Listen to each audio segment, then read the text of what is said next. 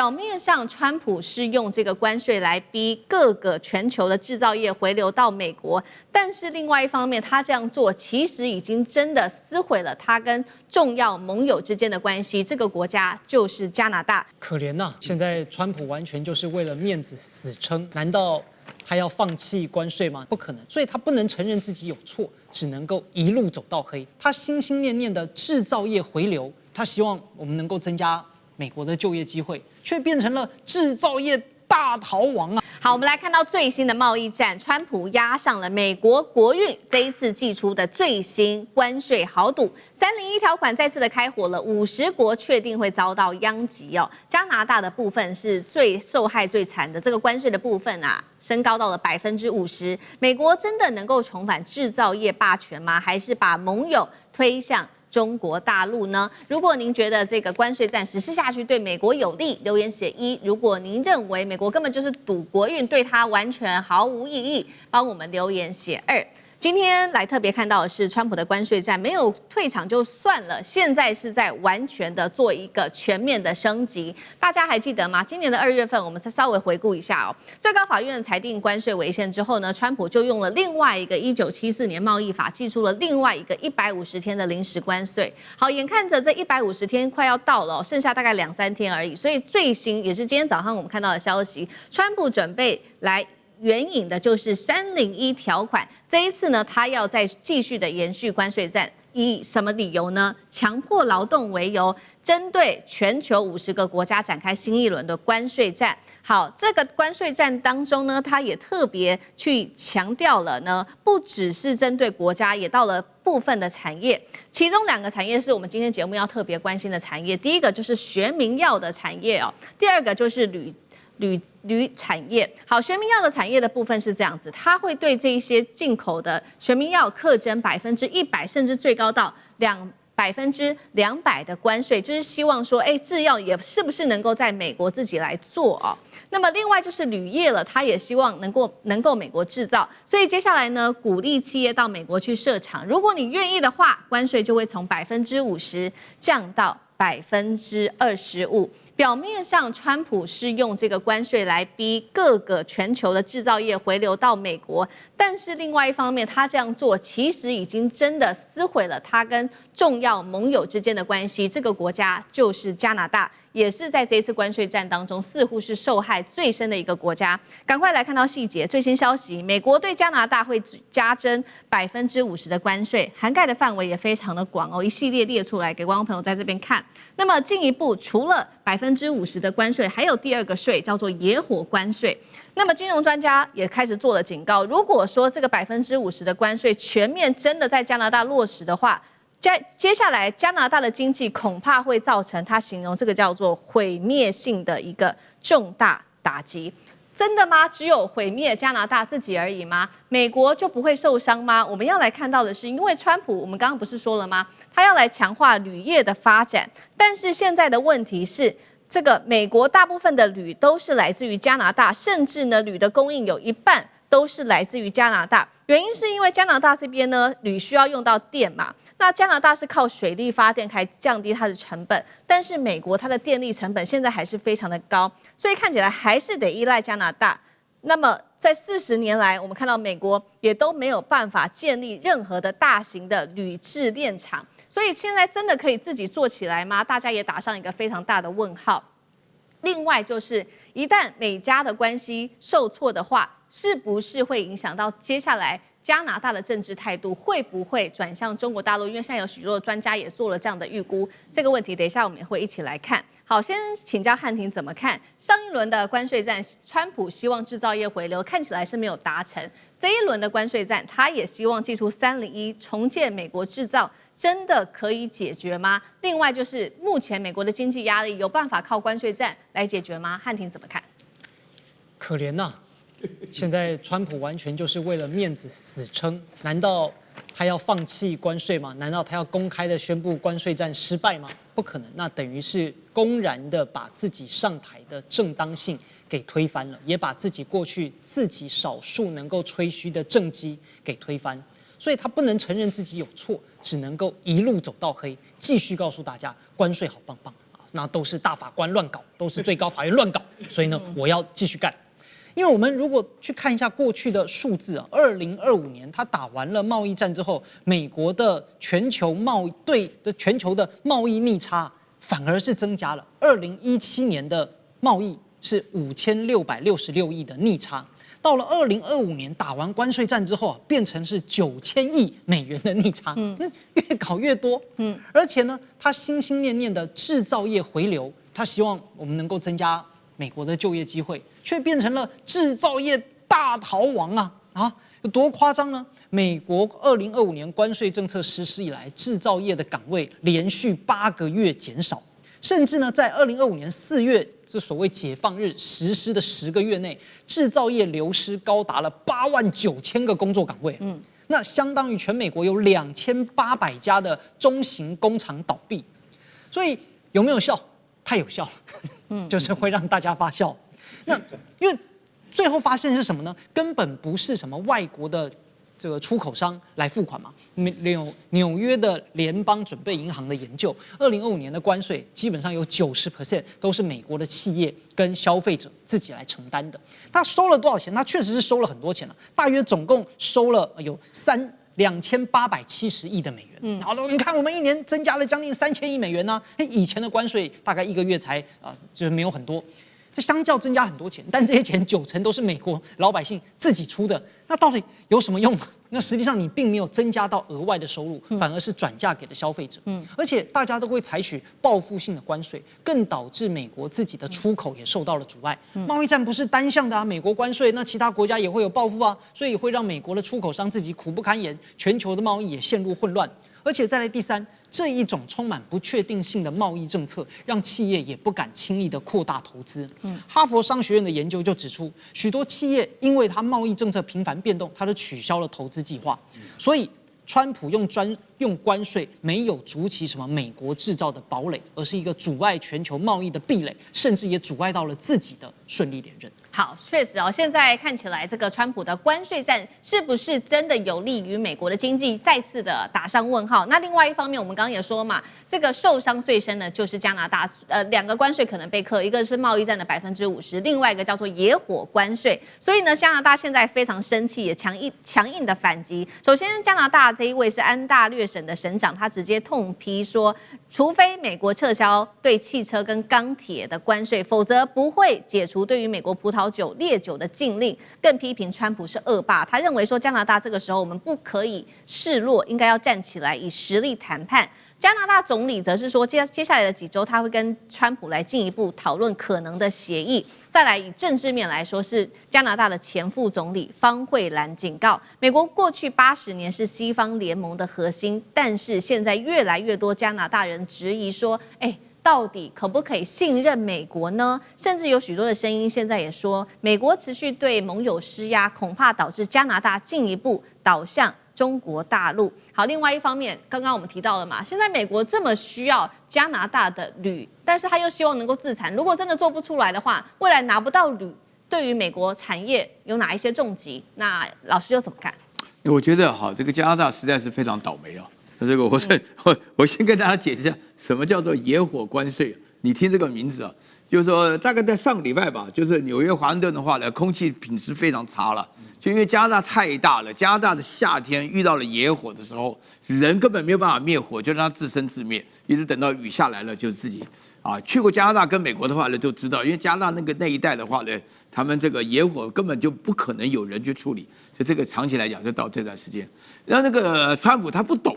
他不懂，他什麼事情就是他真的是一個非常可愛的無知之徒他認為關稅是萬能的，所以說加拿大的野火使得美國這個華盛頓的空氣不好，那就要用野火關稅。對，你要抽什麼東西了？美國自己有野火，加州的野火不是也是自生自滅嗎？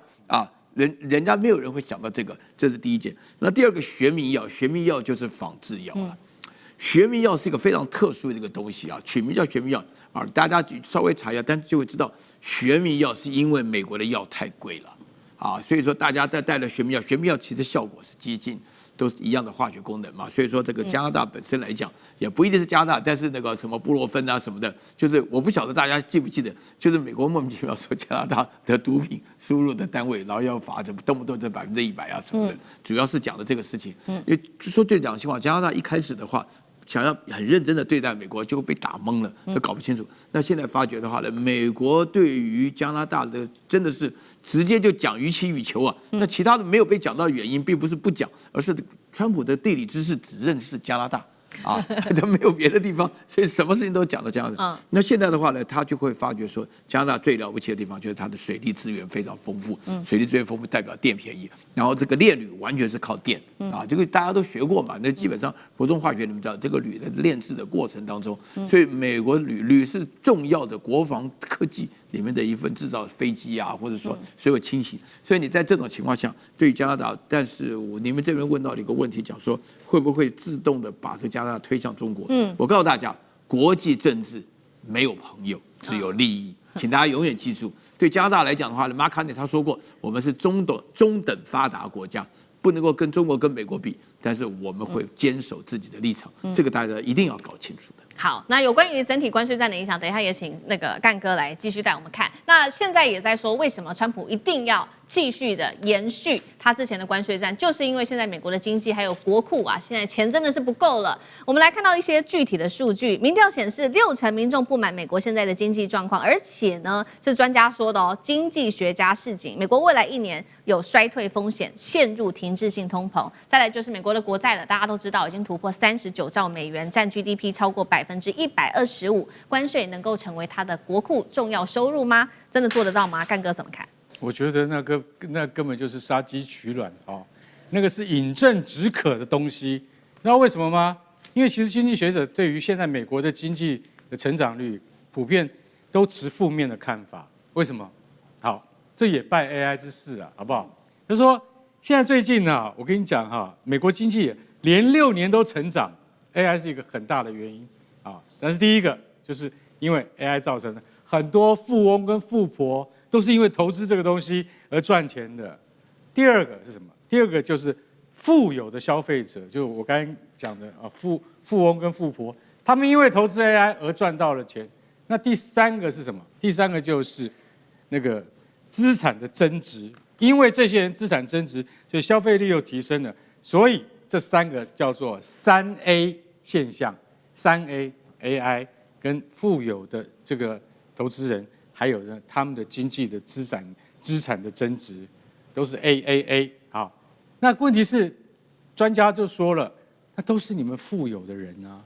我想請問一下，80%的中產階級和低收入戶，甚至連游民都算進去的話，請問這80%的人有賺到1毛錢嗎？也許部分中產階級他們有部分的股票，但是他們真正獲利以及他們回吐以後。他們真的能夠在這個 stock market 裡面，真的能夠賺到他們應該認為我所得到的富貴嗎？其實說句實在話，很可憐，他們幾乎是不可能賺得到的。所以說，專家認為說，在這種情況底下 ，AI 投資的狹隘啊，會讓你有一種經濟成長的基礎，那個是浮光掠影。那個是錯誤的解讀，當然，正確的投資當然可以得到正確的財富，可是，在 AI 過熱的情況的底下，每一個就是說訓練有素的專家都在制止。他們說很簡單，我們去看通膨的數字就好了。為什麼？今年4月的通膨美國已經達到了3.8%。他說這個可能會到4了，只要超過4的話。那川普你皮就癢了啊，你知道嗎？你就等着被美國廣大的中產階級撻伐。為什麼？因為到4就很可怕了。現在平均的薪資成長率不到3%，所以請問一下，通膨到了4%以後，美國還有什麼好講的？這裡從油價就可以看得出來，因為美國的一般的家庭碰到了油價就是皺眉頭。為什麼？一加油就皺眉頭，一皺眉頭，他們就知道說，哎呀，這個月還是要勒緊褲帶，你不能有多餘的支出，這就是什麼？這就是油價跟通膨之間互為因果的關係。那這樣子互為因果是什麼造成的？因為戰爭造成的。如果戰爭能夠在這個月之內結束的話，美國在期中選舉前的經濟可能還有救。但如果不能夠立即結束，因為至少還要3個月才能夠讓通膨回到可以被接受的數字。這就是專家告訴大家說，目前為止我們看不到川普想要終止戰爭，還想要跟加拿大爭重稅，那你就曉得美國的經濟會變成什麼樣子了。好，趕快來看到貿易戰哦。現在呢，美國的豆農真的是被川普給害慘了。最新數據顯示，中國因為不買美國的大豆，在去年的時候出口暴跌幅度高達了65%。沒有想到，川普再升級他的關稅戰，這一次祭出的是301的關稅條款哦，再掀起的是美國農場的倒閉潮。歡迎觀眾朋友在留言區跟我們一起做互動。如果您認為說美國祭出301條款之後，大陸會很快的做出反制動作來做報復的話，留言寫1。您如果認為這個中國大陸還會再持續的加強觀察美國的動作的話，在留言區寫下2，跟我們一起做更多的互動。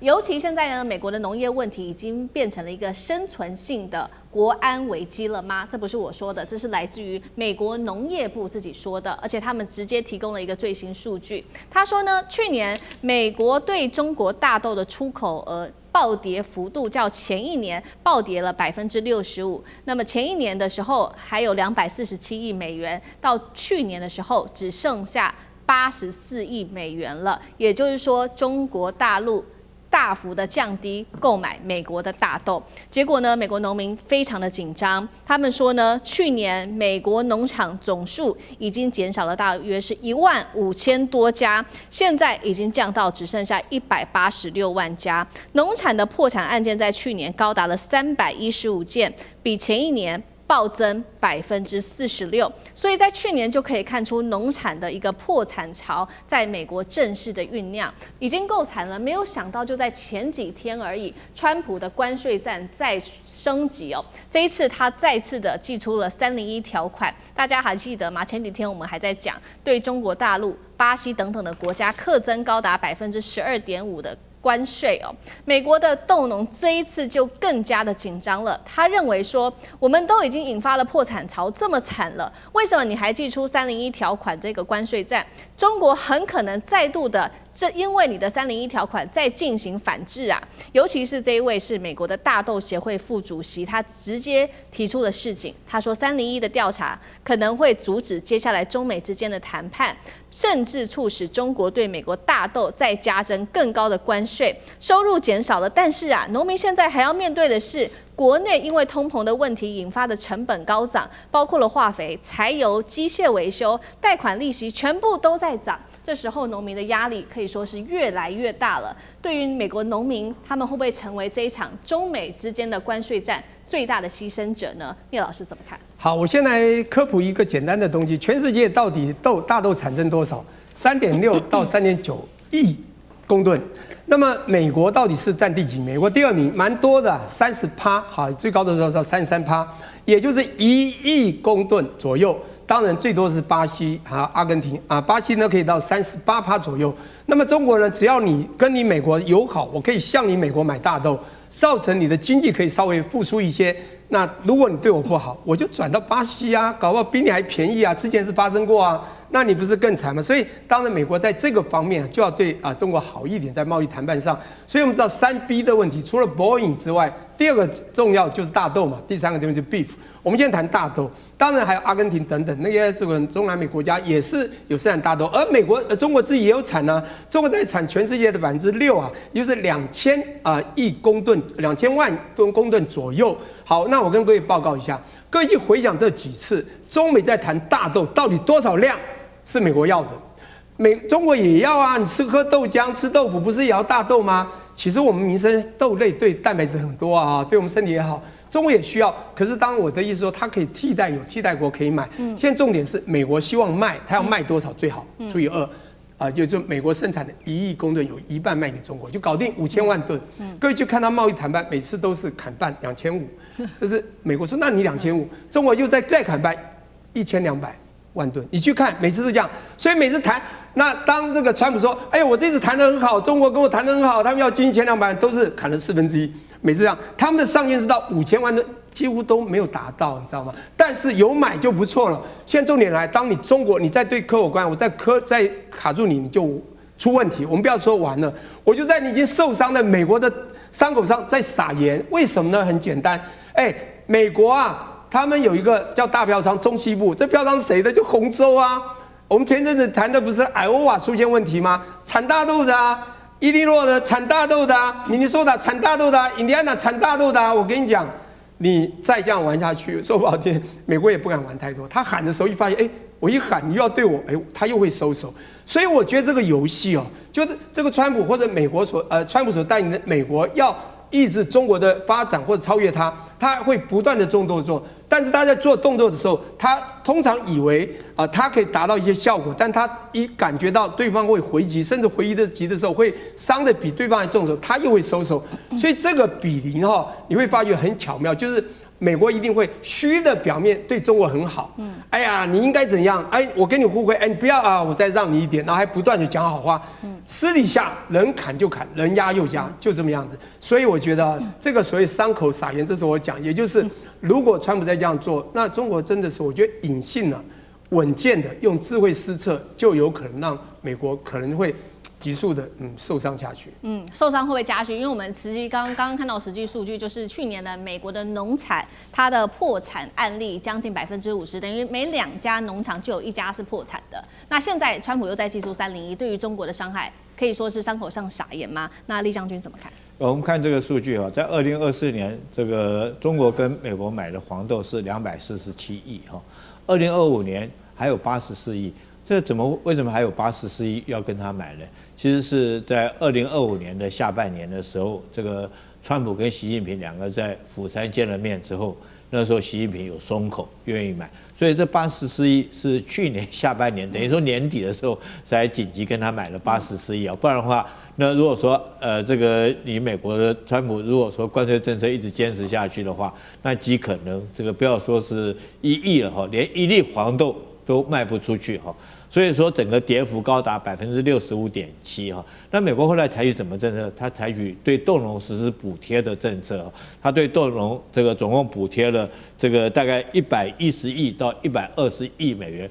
那你川普，你又何苦來哉呢？你如果開放這個自由市場的話，那不是豆農很容易就去這個把東西賣出去，也不需要你政府來補貼。你說你搞到現在，是不是賠了夫人又折兵？自己不但要這個補貼這些豆農120億美金那麼多，甚至於更造成去年來講，光豆農來講損失就這個關門的破產就315件這麼多。但是我覺得今年來講的話，我覺得川普好像沒有學到教訓，他又重蹈覆轍哈。第一個，他居然又搞了一個301條款來，那又要對中國祭出這個到底是多少%的稅率，現在還不曉得了。對中國到底是12.5%還是10%，現在我目前這個數據還不曉得。可是不管怎麼樣，如果你在對中國提出這種關稅的制裁，那中國相對也會採取相對的報復的手段。那第一個受倒霉的就是這些豆農嘛。如果說中國不再跟你買黃豆，事實上，去年中國已經另外從巴西甚至於中南美洲已經進口了很多黃豆。這些黃豆生意來講是自由市場，就是說我如果不跟你美國買，我已經開始跟巴西買、跟阿根廷買的話，那會不會我建立了這個商業貿易的渠道之後，我就很容易之後來講我就跟這邊再繼續買這些豆子，那就減少對美國豆農的採購。所以說，我認為豆農現在來講，又同時面臨的肥料價格的高漲，又面臨的這種燃料價格的高漲。現在如果川普自己再加徵10%的關稅，那對中國如果說提出相對的報復的關稅手段，我覺得對美國豆農來講的話是情何以堪。好，這一方面我們剛剛是提到，是因為中美之間的國際的這個貿易戰引發的是美國農民的倒閉潮，甚至是失業潮。那另外一方面，美國受害的其實不只是自己的農民而已，是另外在國內因為 AI 的掀起引爆的是國內的 AI 人才的裁員潮。我們要來趕快看到是最新數據，美國科技業今年5月光是5月單月裁員人數高達38000多人，那創2024年8月以來最大規模。大家知道嗎？今年光是前5個月，科技業累計裁員更是達到了12.3萬多人，較去年同期暴增了65%。現在大陸也看到現在有這種 AI 裁員潮的問題了，所以呢，政府已經明定了禁止企業以導入 AI 為由進行降職或是裁員這一件事情。張將軍怎麼看？我認為上有政策，下有對策。他不做技術性裁員，但是可以做技術性調整。這個 AI 的浪潮一過來，有很多當然都被機器所取代了。你以前校对要人工的校对有沒有錯？現在 AI 直接點上去哪邊的文法不對，他馬上告訴你哪個單字不對，馬上告訴你，不用人了。這個 AI 比人還精準。以後的話，這個 Uber 自駕，你不用駕駛，你過來人家輸入你要去的那個車，無人車就跑把你載到地方。低空經濟，無人機就幫你取代了。以後送貨那個機器人就幫你取代了。你在餐廳收盤子的，你往上一堆，這個機器人就把盤子堆到那廚房去了。都是這樣啊 ，AI 就是這樣。那中國大陸它不裁員啊？裁員，但我欲退不補，好不好？中國大陸的退休年紀，男生是63歲，女生是58歲就要退休。那等他退休了，我不補就好了嘛。现在所有人都留到嘛，你退了這個人調到那個位置，那不是就自然消化了嗎？所以它這個可以技術性調整，我認為這個不是問題。那現在這個 AI 呢，我認為擋不住。所有人可以做的事情，我認為將來 AI 都可以來做。那 AI 原來從簡單的開始嘛，現在先有簡單嘛。那這些整個趨勢我們來看，甚至在學校的那些維安，或者是將來的保全，那只要一個就可以啦，就看那個整個螢幕，其他叫 AI 去看就行了。而且有一些比較危險的工作，將來滅火或者是這個是要去搶險 ，AI 去。那未爆彈 AI 去，人不要去，人有風險 ，AI 炸壞了手段了，就給他換個新的 AI 的手背就可以了，就是這樣啊。所以我倒認為整個趨勢來看 ，AI 是逐步取代人力，比如是比較艱苦的。我們來看到的是川普這一次再啟動的關稅戰，用的名義不一樣了，是用301的關稅條款。理由是什麼呢？是說強迫勞動為由，一次對60個經濟體來課徵關稅。這一招老招真的站得住腳嗎？還是只是換個名目重啟他想做的關稅戰呢？救得了美國高達39兆美元的國債嗎？這是第一個問題。第二件事情，我們特別要來關心到的是，原本以為呢，中美的關係已經逐漸的變好了，包括呢這次習川會，這個川普跟習近平感覺處得還不錯啊，而且呢，在川普離開了這個中國大陸之後，中美還成立了貿易委員會，沒有想到，而當時呢，中國也答應說要採購包括了美國的大豆跟波音的大單，但是沒有想到，川普這個腳才剛離開中國大陸，卻立刻對中國加徵10%的關稅，這是中美談判破局的意思嗎？還是中國承諾不會兌現了？雙方現在到底是合作還是互探底線？這是第二個問題。再來看到了川普這一次啊，在做這個關稅戰的重點原因，被專家指出，就是因為國債太高了，39兆美元，而且美國現在面臨的問題包括通膨、衰退哦，經濟衰退，專家說恐怕達到35%。川普這時候重啟大刀就能夠止血嗎？還是說會導致這個物價持續的推升？美國的老百姓本來就已經覺得壓力非常大了，能夠接受得了這最後的一招重擊嗎？今天就這些議題，我們會一起來做關心。美中的關係才剛剛看起來比較緩和了一點，川普此刻再度的翻臉，最新宣布了，因為呢有超過60個經濟體沒有辦法有效遏止所謂的強迫勞動產品流入市場，於是要祭出關稅大刀。趕快來看到了細節，包括了針對幾個國家課徵10%到12.5%的關稅。10%的關稅，這當中包括了台灣、加拿大、歐盟、英國等15個經濟體。那麼12.5%的關稅還包括了大陸、日本、南韓、印度等等的國家。但是呢，也有針對一些的特別產品是沒有收這樣的關稅的，甚至還下調關稅10%，也就是美國現在比較需要的鋼鋁的製品了。8日開始就會正式的來做生效。比較諷刺的事情是，上次川普的關稅戰主要實施關稅、課徵關稅的主要原因，就是因為美國的財政還有美國貿易逆差的問題，希望能夠來救美國的財政。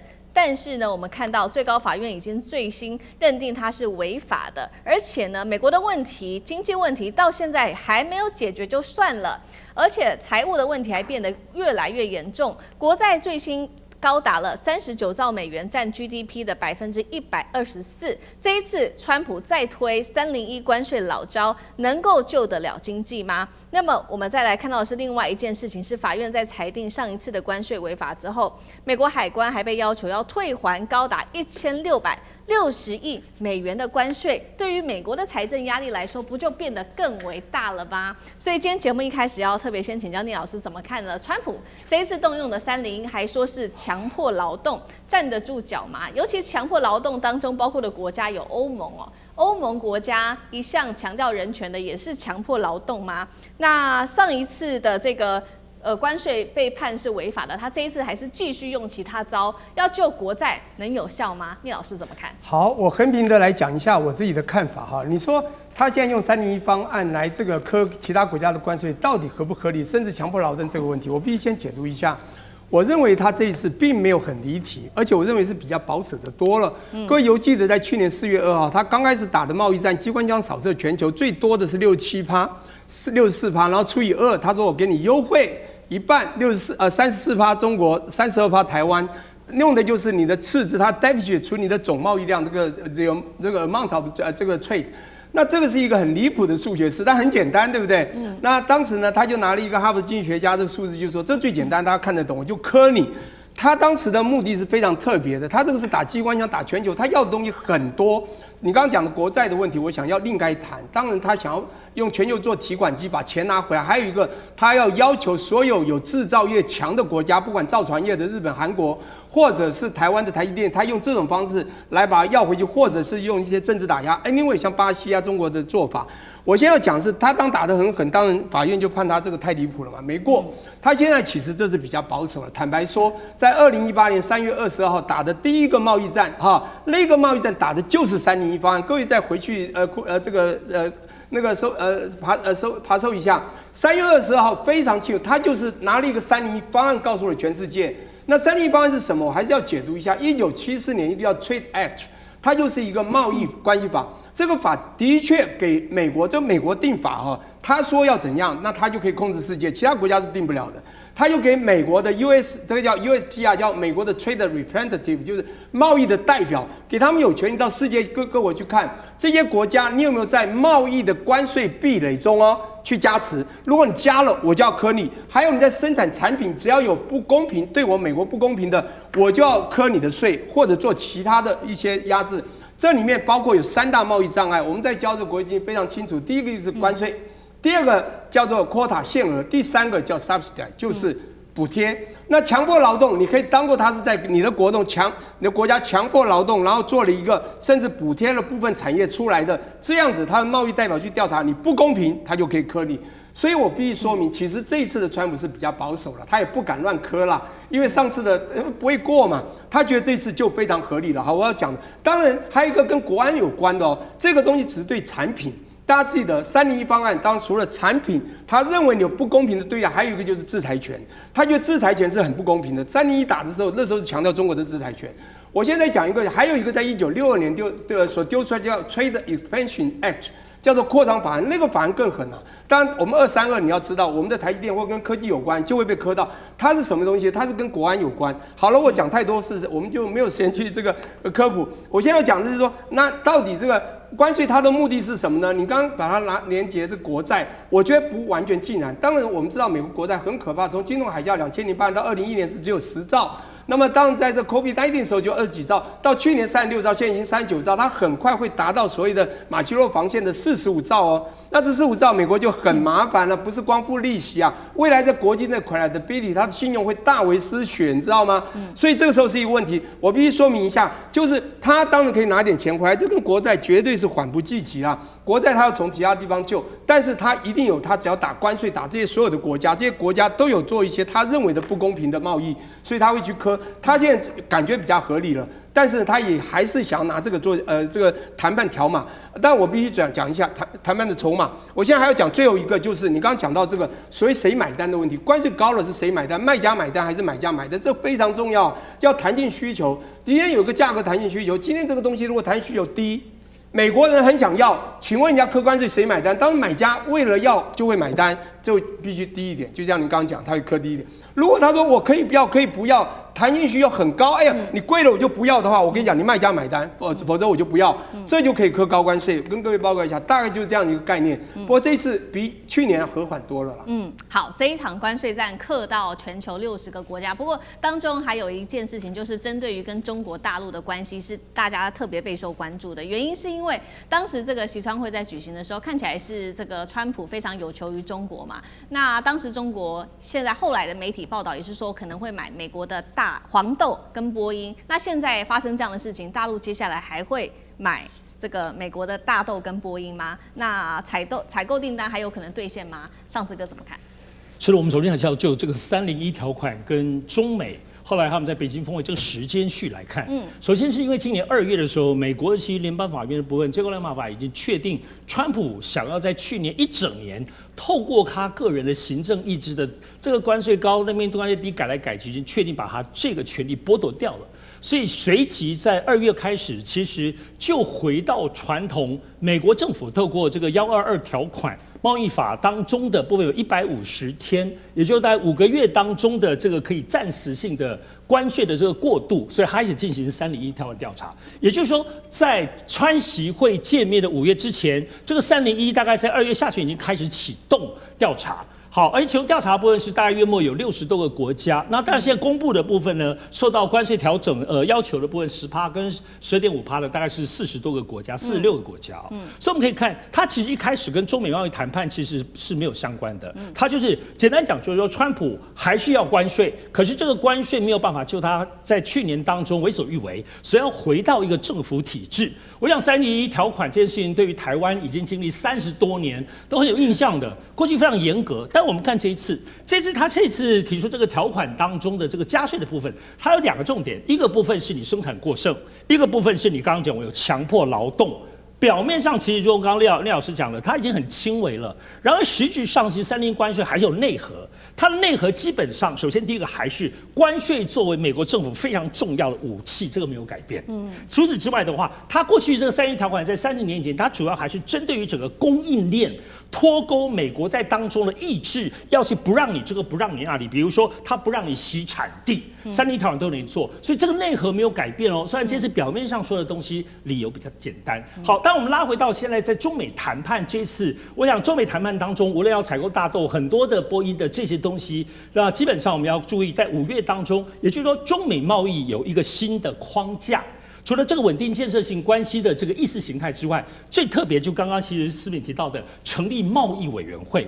因為以前中美只要任何的衝突，它都無限上綱，因為是川普的意志或美國政府，所以一些東西可能我這裡跟你談得好，那你跟你有衝突，大家一下子都一鍋粥都爛掉了。所以成立貿易委員會是大家可以針對這個可以往前談，比如我跟你這邊殺來殺去，可是我們可以合作跟穩定採購的集中在這個貿易委員會。所以這次現在看起來就目前為止，美國剛剛宣布這個301，仿佛會去衝擊，會去打破中美這一次談判的貿易框架。然後，而且中國大陸已經表達了部分強調，又不能這個單邊關稅的貿易的部分狀況，中國態度還是很硬的。然而，在還沒有真正實踐這個中美包括貿易委員會的框架之前，301這件事情到底會不會對於前面辛辛苦苦川普跟習近平談出來這個新的中美的很穩定的架構，是不是後面就為了大家又意氣之爭，我又不買你大豆了等等？我覺得還可以觀察一陣子。但我認為，就剛剛講這個表面上的理由，看起來應該還是有緩衝的空間。好，這一方面，現在這個貿易戰，新的這個貿易戰川普祭出來，恐怕會影響到全球非常多數十個國家之外，其實美國的老百姓也非常非常的擔心，他們認為說，現在美國的通膨已經這麼的嚴重了，會不會你再繼續的對其他國家課關稅，跟上次一樣課關稅的話，會不會通膨問題變得再更加的嚴重？尤其是聯準會最新嚴正的已經指出了，光是最近幾週的時間而已哦，包括呢，他說這個影響的範圍已經從強度、速度變成中度到強勁了。影響的項目包括了航運啊、包裝、食品雜貨、肥料，全部都因為中東的戰事而這個價格大幅暴漲。包括了這位是前 Pinko 的首席投資長也警告，美國的經濟衰退恐怕幾率上升到35%，陷入油價會引爆的是通膨的一個螺旋。最後再來就是市場預估了，如果華許未來接任聯準會主席，他要面對的問題是，確實現在投資市場看起來很熱，但是美國自己內需呢，民眾根本不買東西啊，內需非常的疲弱。那這些問題到底要怎么解決？那酈将軍又怎麼看？美國的通膨事實上從去年就已經開始了。那去年通膨很明顯的是川普自己苛徵的所謂的對等關稅，由於那時候苛徵的對等關稅，那後來經過統計發現，大部分的這種負擔都落到這個美國自己民眾的身上哦，變成美國民眾必須要付出更多的錢來繳這個關稅，因為同樣東西嘛，你稅務增加了，那我所謂有一句話哈，叫做這個殺頭的生意有人做，賠錢的生意沒人做。那如果說我賣給你，我當然把關稅加在你身上，除非說是你不買。那美國來講，因為很多東西都是他生活必需品，他們自己國內自己沒有生產，所以他必須要買。所以從去年開始，由於這個川普苛徵對等關稅，就造成通膨就已經在慢慢加溫了。但今年這個3月份開始，由於伊朗戰爭爆發之後，造成油價的這種快速的飆漲。那因為美國人的生活習慣哈，他說出門他就一定要開車，每一家最少都是2部車子在那邊開，不管你去上班或者到這個大賣場去買東西來講，你都要用開車的方式。所以說油價的負擔對老百姓的負擔是非常重。那尤其再加上貨物的運輸，尤其像新鮮蔬果，你就必須要每天運輸。那這個運輸又是牽涉到油價的這個成本上面哈，所以美國通膨來講，最近在從那個3月份以後，當然陸續的飆漲，到現在我們看到美國油價之所以降不下來，也就是由於伊朗戰爭沒辦法得到一個平息。那伊朗戰爭沒辦法得到平息，油價繼續上漲，那美國通貨膨脹自然會繼續飆漲。那這次哈，這個川普苛徵這個301的這種關稅，其實是他這個對等關稅被法院判定違法之後，他翻他的工具箱裡面又翻出這個301關稅的條款。但事實上，大家評估過哈，這個301關稅條款事實上是他所有工具箱裡面最難用的。譬如說我們現在講的，你這個用強迫勞動的這種理由，要對別的國家課徵10%的關稅，那總共有60個國家，你是不是60個國家，一個國家分別要去跟人家談判，要去談這件事情？那每一個國家他們的國情是不同的，經濟狀況不同。你不可以拿你美國的這個勞動的標準來衡量別的國家，那別的國家當然有意見了。那相對的，如果說你同時對60多個國家加徵10%的關稅，那會不會又重蹈去年的對等關稅的覆轍，讓這些關稅又加在你自己老百姓的身上？所以我覺得這時候這個川普來講的話，哈，這個增加這關稅只有讓美國的經濟更加的糟糕，由於它的這個國債已經高達39兆，那靠關稅哈，這個冰凍3尺非一日之寒了。你想要靠徵收關稅來這個抵消你的通膨，抵消你的國債來講，我覺得是緩不濟急，也是做不到的一件事。